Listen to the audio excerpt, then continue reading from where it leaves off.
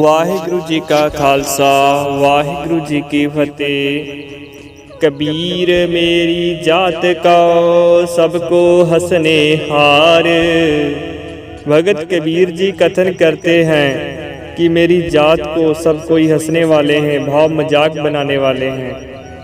और तो और वेदांती लोगों ने भी संसार को झूठ बताने के लिए हमारी ही जाति को मजाक करते हुए दृष्टांत प्रमाण दिए हैं।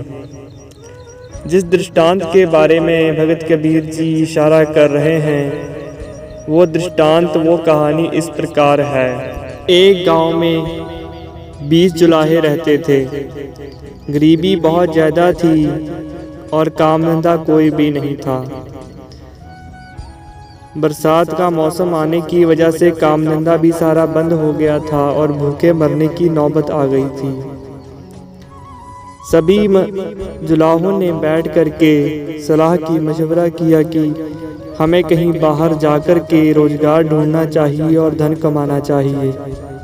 इस तरह विचार करके 20 जुलाहे अपने गांव से चल पड़े।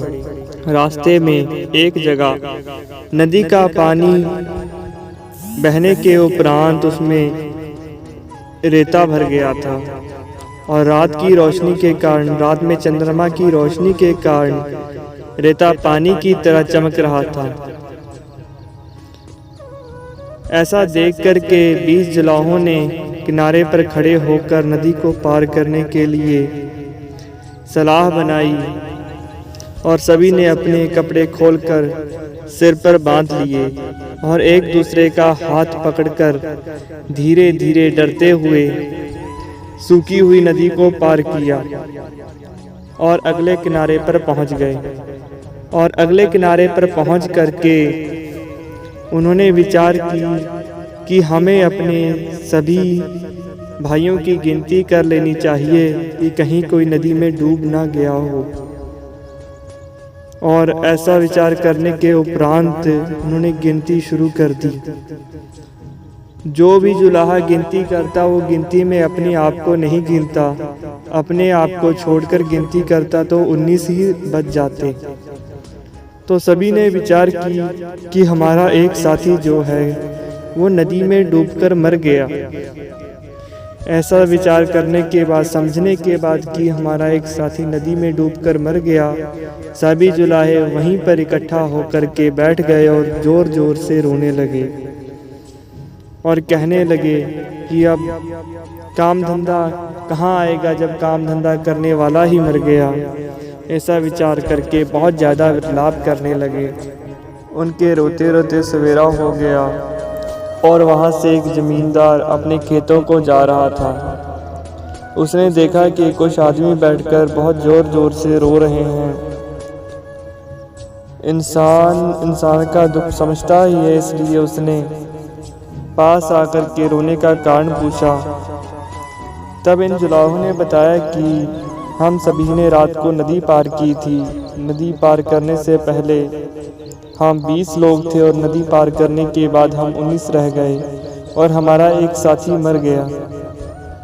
जब जमींदार ने नज़र घुमाकर देखा और गिनती की कि ये तो 20 के 20 ही हैं,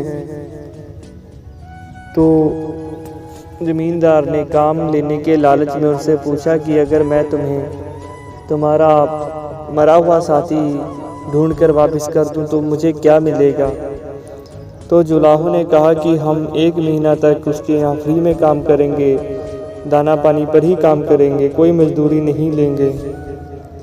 चालाक जमींदार ने सभी जुलाहों को एक लाइन में खड़ा किया और जानवरों को हाँकने वाले चाबुक से अपने मुंह से जोर से एक कहा और एक पहले जुलाहे को मार दिया और उसने भी एक कहा। इसी प्रकार गिनती करते हुए 20वें तक पहुंच गया। जब 20वें ने 20 कहा तो सभी जुलाहे बहुत खुश हुए कि इसने हमारा जो साथी है ढूंढ कर दे दिया है, और खुशी खुशी उसके यहाँ काम करने के लिए चले गए।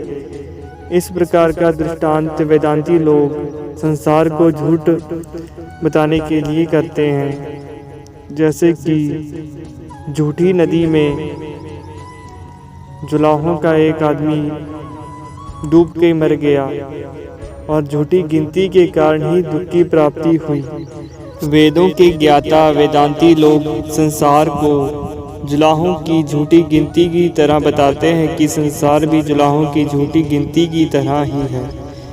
इस प्रकार जुलाहों की जाति को सभी वेदांती लोग मजाक का पात्र बनाए हुए हैं।